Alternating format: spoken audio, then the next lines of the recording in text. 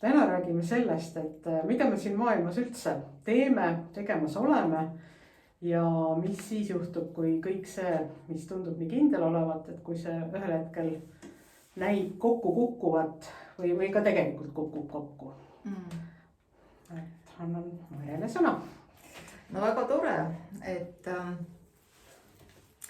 ilmselt igaüks, kes on elanud mõned kümned aastad siin maailmas, esitab endale selle küsimuse, et mis ma siin üldse teen või mis see elu üldse on või no, milleks, mis mõte sellel kõigel on, mida me siin teeme. Et võib-olla 35 eluaasta kandis kerkib see mõte nagu eriti tõsiselt või seal kandis. Et kui sellise nooruse uljus ja nooruse igasugused katsetused on ära tehtud ja mingisugune stabiilsus saabub, et siis hakkame mõtlema, et mis ma nagu üldse siin teen. Niimoodi, aga no üldiselt vastus on sellele, et mis me siin teeme, et me ikkagi proovime siis teadvustena saada mingeid kogemusi ja jõuda tagasi siis selle oma päris olemuse juurde, ehk siis allika juurde.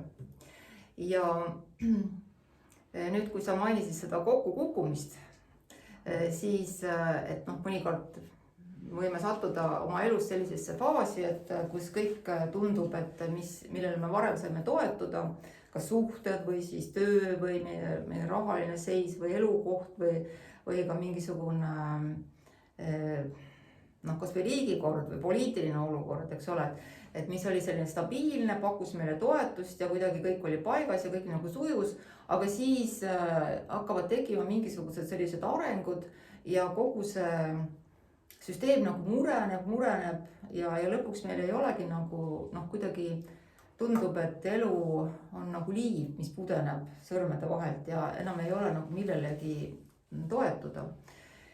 Et siis on see kahtlemata selline väga raske olukord, et kus siis tuleb minna psühholoogi juurde või mingisugusest teraapiasse, et kuidagi siis ennast uuesti nagu üles ehitada. Aga see, miks ma sellest tahan nagu rääkida täna, on see, et tegelikult on selles nagu kriisiolukorras on olemas tohutu potentsiaal just nagu sellises isiksuse arengu mõttes. Aga selleks, mis ongi tegelikult võib-olla selle inimese eksistentsi sügavam mõte, et ikkagi siis saada kogemusi ja nagu avarduda järjest, et sellesse universumi põhilisse jõusse, mis on siis armastus, kõikehõlmav armastus, et kuidas me siis teadvustena või loojatena saaksime integreeruda sellesse. Ja et ma nüüd räägin natukene sellest, kuidas öelda, nagu sellest kondikavast või et kuidas sellised transformatsioonid siis nagu on või mida inimesed võiksid siis nagu tunda või kogeda. Et seal on, kui see transformatsioon algab, selline või kriis, et siis esimene asi, mida me kogeme, on võib-olla see, et kõik, mis on väljaspool meid, et see hakkab nagu kokku kukkuma, millele me oleme nagu oma elu kuidagi üles ehitanud. Et näiteks, et on mingi eriala, mida me väga armastame, et me töötame mingisuguses ettevõttes, mis on selline meie eriala ja tundub, et see valdkond on selline seotud meie elu missiooniga ja siis ühel päeval see firma lõpetab tegevuse, meil ei ole sissetulekut, siis on kuidagi väga raske leida samaväärset tööd ja sealt edasi, siis võib-olla lastega tekivad mingisugused probleemid veel, et näiteks keegi jääb haigeks või võib-olla keegi väga oluline inimene sureb. Et ühesõnaga meid tabavad nagu sellised mingisugused saatuse löögid, mis tõmbavad põhimõtteliselt pinna jalge alt. Et kui rääkida väga nagu suurtes mastaapides, mida juhtub ka aeg-ajalt, eks ole, 1917. aasta oktoobrirevolutsioon, eks ole, mille käigus minu vana-vanaisa pankrotistus ja põhimõtteliselt ta ei elanudki seda üle. Et ta ei näinud seda kui seda arengu kohta või seda transformatsiooni kohta, tegelikult ta hävis selles protsessis, eks ole. Või siis Nõukogude Liidu lagunemine, et mille ma olen ka läbi teinud. Aga kuna ma olin nii noor, et siis ma ilmselt võtsin seda asja kergemalt, aga võib-olla inimesed, kes olid nagu vanemad, kelle elu oli juba nagu paigas, et nende jaoks oli see väga valulik protsess sellest läbi tulla. No vot, ja praegu meil on ka sellised arengud, et tundub, et mingisugused teemad, millele saime või mingisugused kohad, millele me saime oma elu nagu ehitada, et need ka kuidagi nagu hakkavad libisema või et sellised arengud, et kui rääkida nagu suurematest plaanidest.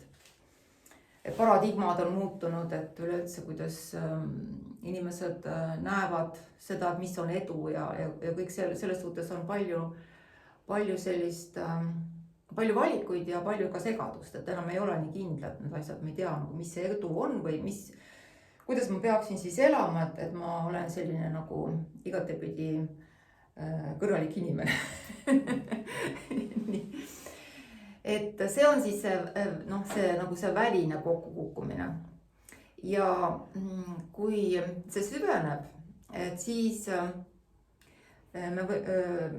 sa võid leida ennast sellises protsessis, mis on see sisemine kokkukukkumine, mis on tegelikult nagu veel hullem. Sellepärast, et siis sa hakkad nagu kahtlema, et kes sa üleüldse oled. Et need rollid, mida sa oled võtnud endale, näiteks, et sa oled abikaasa, sa oled ema, sa oled kokk või raamatupidaja või et kuidas sa ennast nagu identifitseerid, mis on olulised sellised nagu märgilised kohad su elus, need rollid. Et kuidagi sa tunned, et võib-olla, et kas see on ikka päris see sina või kas sa tahad üldse seda teha või näiteks abikaasa roll, et kui sul tekib seal selline olukord, et abielu tuleb lahutada, et siis, et nüüd oled sa mingi lahutatud naine või lahutatud mees või ja kuidas nüüd sellega nagu toime tulla. Ja vot siis see on põhimõtteliselt maskid ja rollid nagu ja need,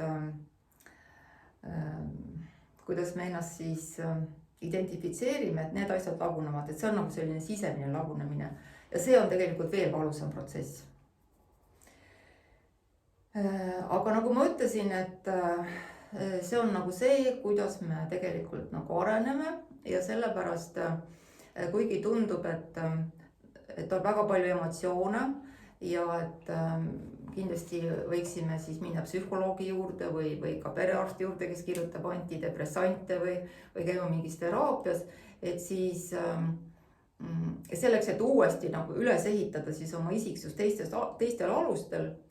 Aga siis võib minna ka sellesse kohta, et okei, et ma võin teha neid asju, mida ma oskan ja jätkata oma laste kasvatamist ja võib-olla ka abikaasa olemist ja tööl käimist, ilma et ma niivõrd samastuksin nagu nende rollidega. Ja võib-olla, et ma ei peagi ennast nimetama, kes ma täpselt olen, et võib-olla piisab sellest, et ma esinen lihtsalt oma kodaniku nime all, eks ole. Ja siin nüüd on see, et kuidas siis, tegelikult on seal praktilised küsimused, et kui nüüd elu kokku kukub, et siis kõigil meil on teatud kohustused. Ja meil on kõigil see hirm tuleviku ees, et mis siis saab, et kui mul nüüd ei ole enam, kui ma olen näljas ja kui mul ei ole peavarju ja ühesõnaga kui mul on raha, et siis on see surmahirm tekib, et ma suren nagu näljas ja külmas ja tänaval. Et siis, et kuidas ma siis nagu ikkagi nüüd puht praktiliselt toime tulen. Ja sellest tekib nagu selline tohutu sisemine pinge. Aga sellega on nüüd see asi, et tuleb aru saada, et see elu ei käi niimoodi, et sa oled nagu kuskil siin hõljud, oled nagu see mingi persoon siin ja siis, et kõik head asjad su elus on kuskil seal väljaspool ja see, mis teised inimesed teevad või mis nagu ühiskonnas toimub, et see on nagu see, need stiihiad, mille mõjuvõimu, mille mõju all sa oled, põhimõtteliselt see on selline nagu ohvri roll, eks ole. Aga tuleb aru saada, et tegelikult sina ise lood selle kõige sellega, et tegelikult see maailm on sinus, mitte sina ei ole selles maailmas. Ja nüüd on see, et mida vähem on sinus pinget, seda suurem on sinu võimekus luua siis selliseid, sellist nagu reaalsust, mis sulle meeldib tegelikult. Et mida rohkem on pinget, seda rohkem sa koged, seda rohkem on pinget ka väljaspool. Ja kui väljaspool on pinget elus, siis võib-olla kui avaneb, tekib nagu mingisugune lootus või mingi võimalus, et sealt võiks midagi areneda, siis see vajub kohe nagu ära, et need inimesed mõtlevad ümber, kellega sul oli nagu mingi juba lootus tekkis, et nüüd saab kuidagi nagu elu hakkab liikuma jälle õiges suunas, on ju. Aga jah, et tuleb aru saada, et see maailm ei tee sind, vaid sina teed seda maailma. Ja keskenduda siis sellele iseendale ja seal on oluline siis see pinge vähendamine, võimalikult pingevaba olek. Ja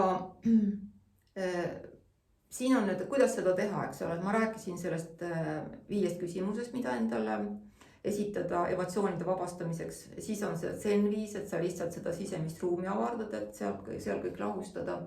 Ja siis tuleb aru saada seda, et ainus tunne universumis on armastus. Et kõik emotsioonid on mõtteprojektsioonid põhimõtteliselt. Sellepärast, et emotsioonid on alati seotud igasuguste arusaamade, selliste tõekspidamistega, süsteemidega, kuidas asjad käivad. Ja siis on see, et kui asjad ei käi niimoodi, nagu sa arvad või sul oled omaks võtnud, et sul on räägitud, võib-olla vanemad on rääkinud, õpetajad on rääkinud ja sul on endal mingisugune õigluse ja eetika koodeks sees, eks ole, sellest kujunenud ja siis sa näed, et asjad niimoodi ei toimi, siis on sul tohutult palju emotsioone. Aga tuleb aru saada, et see kõik on nagu illusioon. Et sa võid lihtsalt selle kõik kõrvale jätta, aga kui sul on raske seda teha, siis sa saad kasutada seda emotsioonide vabastamise tehnikat seal. Vot. Et ja selleks, et siis luua. Ja ütleme, kui nüüd, seda ma rääkisin, et põhimõtteliselt, et sa saad endale, et kui nagu kõik kokku kukub, põhimõtteliselt töökoht on alles, eks ole. Et isegi kui see tundub sulle, et see ei ole nüüd enam see, mida ma päriselt tahaksin teha, siis sa võid jumala rahus seda edasi teha. Et sa ei pea nüüd seda oma identiteeti seal hoidma, et ma olen nüüd kokk ja siis mul on tohutu see identiteet ja kui see mind enam ei huvita, siis on nagu elu läbi. Et kui ma varem olin selles toidumaailmas, sa võid rahulikult oma restorani edasi pidada või kokana töötada või mis iganes, et see annab sulle igapäevase leiva. Aga sa võiksid siis mõelda selle peale, et mis on tegelikult see, mis sind tegelikult nagu toidab või. Et mis on see, mida sa tegelikult tahad teha. Ja kui see ei ole midagi sellist, et mis nagu võimaldaks nagu siis ka äraelamist, sa ei pea kohe tervendajaks hakkama. et sulle võib lihtsalt meeldida ka näiteks metsas jalutamine koeraga, mulle väga meeldib, eks ole.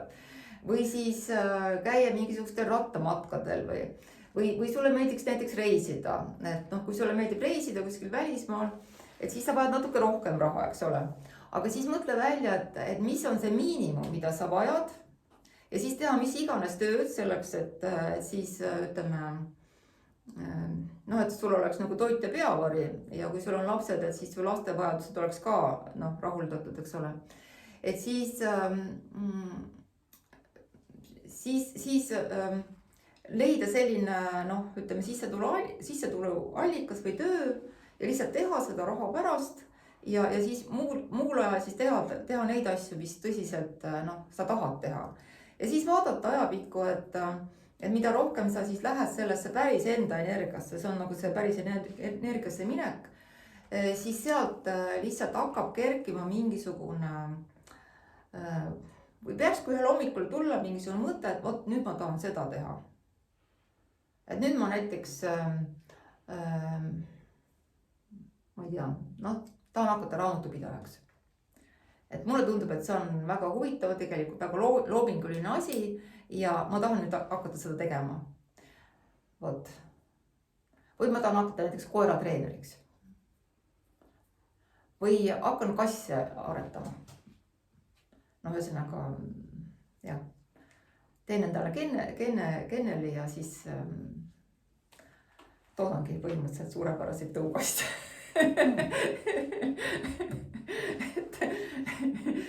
ja elas sellega hästi, no mis iganes. No ühesõnaga, see on lihtsalt näited, et ei pea nagu neid asju tegema, aga see tuleb seest, et me siin enne arutasime sinuga ka, eks ole, et miks mina üldse seda kanalit siin teen. On lihtsalt sellepärast, et ühel hommikul ma tundsin, et nüüd ma tahan seda teha. Ja mul ei ole seoses sellega ühtegi eesmärki ega mingit põhjust seda teha. Ja ma teen seda lihtsalt. Et siit tuleb välja, et tegelikult alati ei peagi vastama sõnale, et miks ma teen, vaid lihtsalt ongi, lihtsalt. Jah, lihtsalt. Et noh, ja kui sa teed nagu asja sellest kohast, et kus sul ei ole nagu mingit eesmärki, sul ei ole mingisuguseid ootusi, siis ma arvan, et see viib edasi. Et ma ei tea küll kuhu, aga ma arvan, et see viib edasi.